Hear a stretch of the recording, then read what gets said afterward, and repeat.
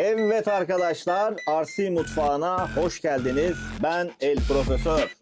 Bugün mutfağımızda şöyle bir aracımız var. Maverick Doha modeli. Bunu inceleyeceğiz, biraz bunu kurcalayacağız. Hazır mıyız? Bakalım kutumuzdan neler çıkacak, nasıl olacak? Haydi şimdi videomuza geçiyoruz.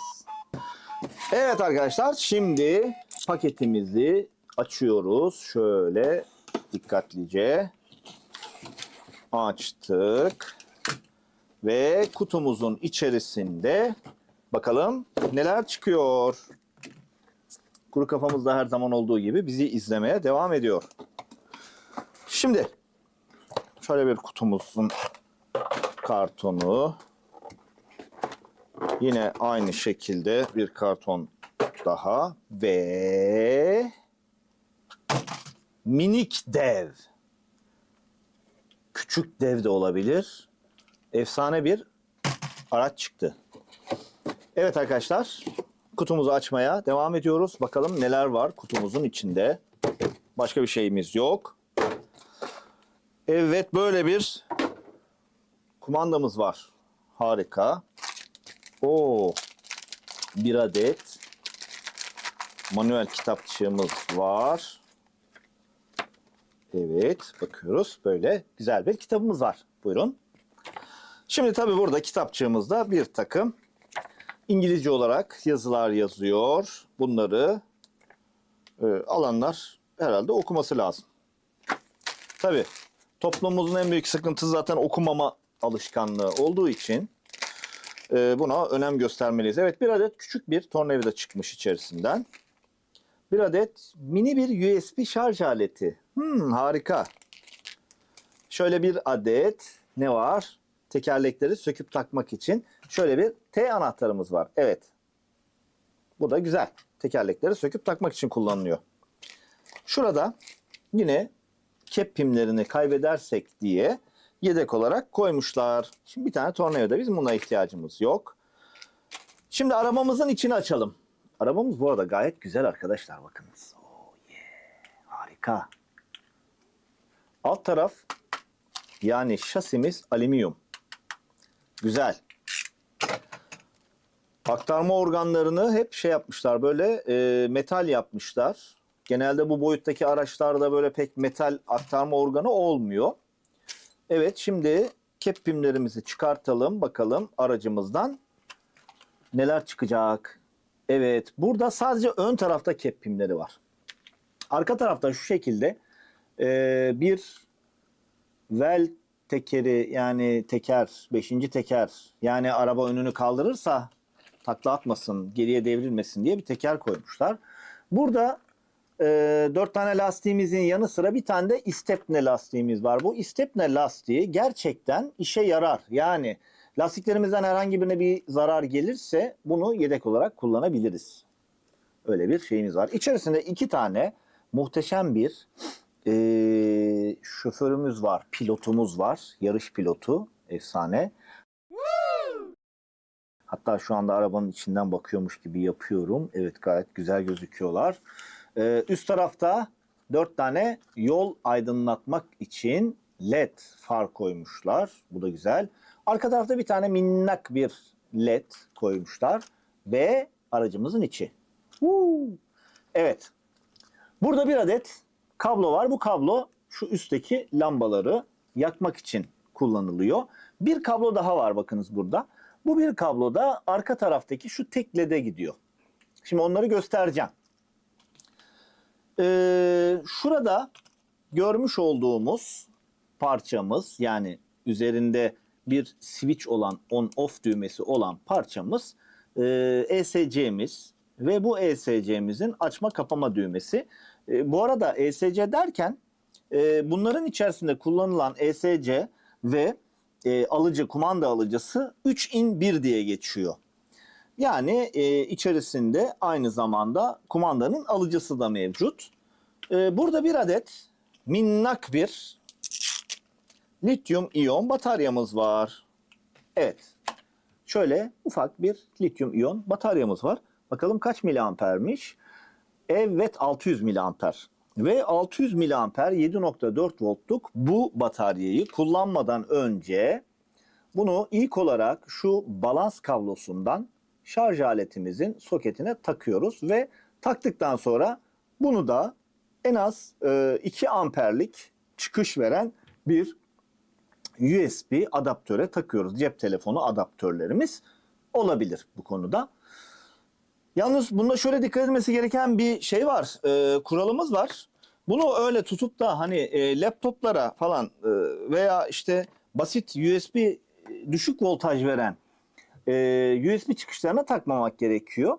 Bu hem şu şarj aletinin arızalanmasına sebep olur hem de aynı zamanda bataryayı şarj etmez. Şimdi bunu taktığımızda şarj aletimizin çıkış gücü 1000 miliamper. Yani 600 miliamperlik bir bataryayı, şu bataryayı ortalama 1 saatten daha az bir sürede şarj edebilir. Yani 1000 miliamper çıkış veriyor. Bu da 600 miliamper, yaklaşık %60 desek. Yani ortalama 40 dakikada bu boşken şarj edilebilir. Bu arada şuna dikkat etmemiz lazım arkadaşlar.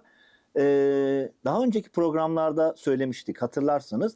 Lityum polimer bataryalar dibine kadar bitirilmemesi gerekiyor. Aslında bu lityum polimer batarya değil, lityum iyon batarya. Fakat onlarda da, yani bu bataryalarda da aynı sistem geçerli. Yani dibine kadar hiçbir zaman bitirmiyoruz. Yoksa dibine kadar bitirirsek ölür.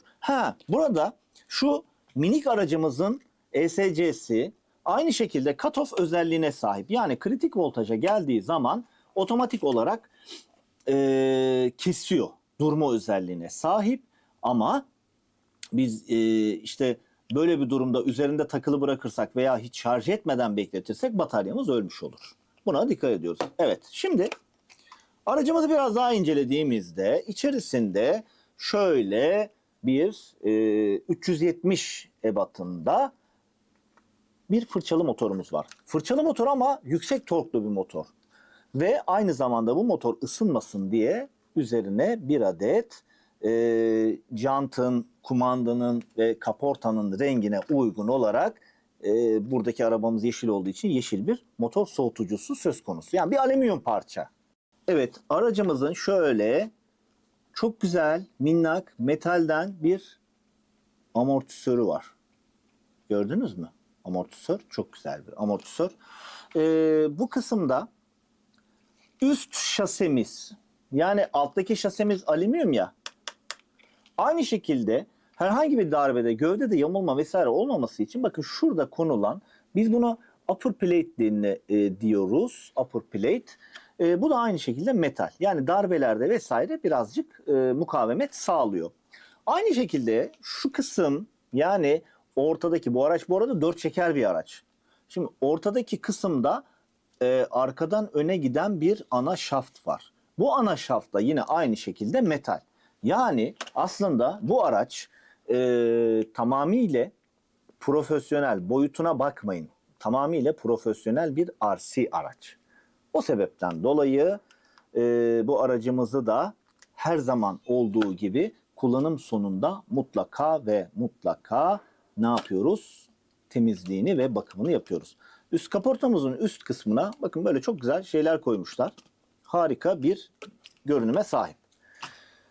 Evet arkadaşlar, şimdi burada bir cici bir kumandamız var. Kumandamızın alt kapağını açtığımızda 3 adet AA boyutunda kalem pille çalıştığını görüyoruz. Bakalım, kalem pillerimizi takalım. Evet, taktık. Bu arada şunu da söylemek lazım. Eğer, tabii bu bütün RC araçlarımız için geçerli olan bir olay. Eğer ki çok çok uzun bir süre bir RC arabamızı kullanmıyorsak, kumandanın içerisine takmış olduğumuz pillerimiz ne kadar kaliteli olursa olsun, hani markalı piller, şunlar bunlar vesaire bile olsa, çok uzun süre kullanmadığımızda mutlaka bu pillerimizi çıkartıyoruz. Çünkü ne kadar kaliteli de olsa bu piller uzun süre durmaktan dolayı akabiliyor. Ondan sonra bu altındaki pil yatağının bu yaylarını ve metal plate'lerini mahvediyor, paslandırıyor. Şimdi şurada bir on-off düğmemiz var. On-off düğmemizi açtığımızda Kırmızı ışık zaten elektriğin olduğunu söylüyor. Mavi ışık yanıp sönüyor. Mavi ışık ise arabayla bağlantı olmadığını söylüyor arkadaşlar. Evet arkadaşlar, şimdi burada bataryamızın soketini taktık. Gelelim kumandamıza. Kumandamızı açıyoruz. Bakın burada yanıp yanıp sönüyor. Şimdi buradaki on off düğmesine basılı tuttuğumuzda pıt pıt pıt dedi ve mavi ışığımız sabit yanmaya başladı. Bu arada gördüğümüz gibi aracımızın efsane bir far olayını görebiliriz. Bu arka taraf tabii ki. Evet, bakalım. Şimdi kepimlerimizi takmaya gelelim. Gelelim bakalım gelelim. Bu kabloları da böyle sağa sola sürttürmesin diye böyle şey yaptık. Şimdi bakalım nasıl çalışıyor bu arabamız.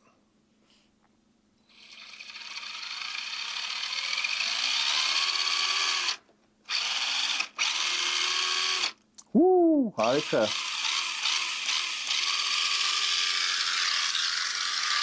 Mükemmel. Burada ST trim diye bir düğmemiz var efendim. Bu ST trim nedir? Arabamızın, şöyle tutayım, sağa veya sola çekerse, bakın şu anda ben direksiyonda sağ sol yapmıyorum ama yamuk duruyor. Ne yapıyorum? Ben bunu buradan ST trim düğmesinden ne yaptım? Hemen ortaladım. Yani düzgün durmasını sağladım. Gördünüz mü? Bakın buradan ayar yapılıyor. TH trim ise burada bakın tam gaz basıyorum. Örnek veriyorum, böyle kapalı mekanda falan kullanacaksınız veya işte kırılır dökülür eşyaların içinde kullanacaksanız ne yapıyorsunuz biliyor musun? Bu TH trimi dibine kadar sıfıra getiriyorsunuz. Bakın burada. Ondan sonra ne oluyor biliyor musunuz? Böyle tam bassanız bile. Evet arkadaşlar, şimdi aracımız böyle tam gaz gidiyor. Mesela ben bunu kıstığım zaman yavaş gidiyor. Ama ben tam gitmesini istiyorum böyle. Bu arada şunu unuttum söylemeyi. Şimdi bu araçta bakın şöyle gaza basıyorum. İleri gidiyor. Frene bastım. Yani ileri ittirdim. Durdu. Bırakıp tekrar ittirdiğimde geri gidiyor. Gördünüz mü? Bir de geri gitme özelliği var bu araçta. Tam gaz. Fren. Bıraktım. Geri gidiyor. Harika. Evet. Aracımız bundan ibaret. Şimdi şöyle gayet de sağlam. Gördünüz mü? Tabii siz bunu böyle atmayın. Ne olur ne olmaz. Kırılabilir. Şimdi bu aracımızda biraz atraksiyon yapalım mı? Ne dersiniz? Araba da istiyor galiba. Ben diyor atraksiyon yapmak istiyorum diyor. O zaman haydi şimdi mutfak zamanı, şimdi atraksiyon zamanı. Hadi bakalım.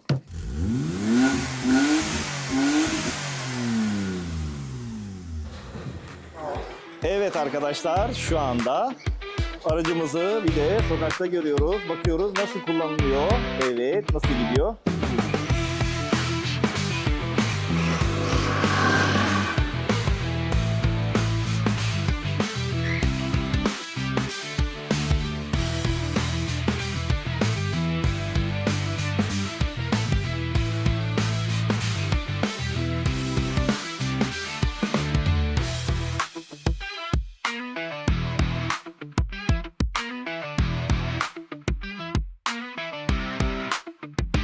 Evet arkadaşlar, şimdi arabamıza daha farklı bir şeyler uygulayalım.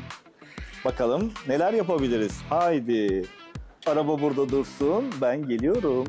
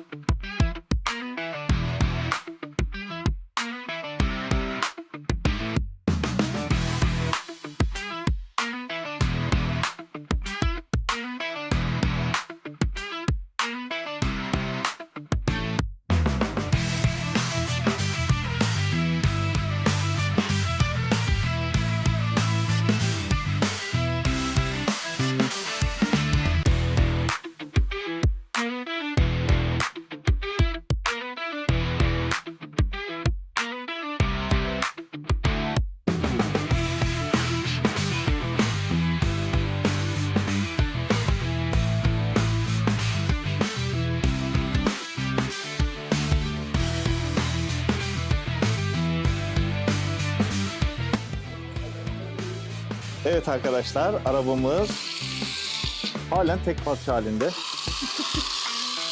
Çalışıyor. Gayet güzel, sağlammış.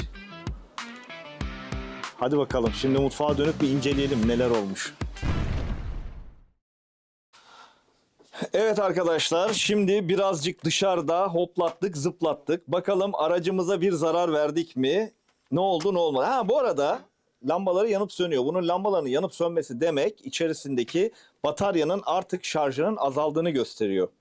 Evet, biz ne yapıyoruz? Kapatıyoruz ve ayrıca bataryamızı şarj edeceğiz. Şimdi bakalım aracımızda bir kırık dökük var mı?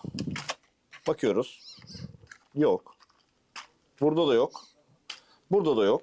Burada da yok. Hiçbir yerde bir kırık dökük yok. Ufak tefek şeyler var.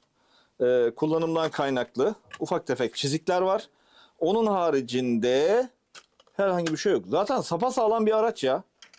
Gerçekten çok güzel. Sağlam. Alüminyum dedik ya şeyine. Şu alt şasisine, üst şasisine. Ve dolayısıyla gayet iyi durumda. Hiçbir şey olmamış ya. Ne de olsa Maverick sağlam bir araç. Evet, gördüğünüz gibi her şeyimiz gıcır gıcır, tıkır tıkır ve çıtır çıtır devam ediyor. Evet arkadaşlar, bugünkü videomuzda küçük canavarı, küçük dev aracımızı aldık, kestik, inceledik, parçaladık. Kullanarak parçaladık. Parçalayamadık.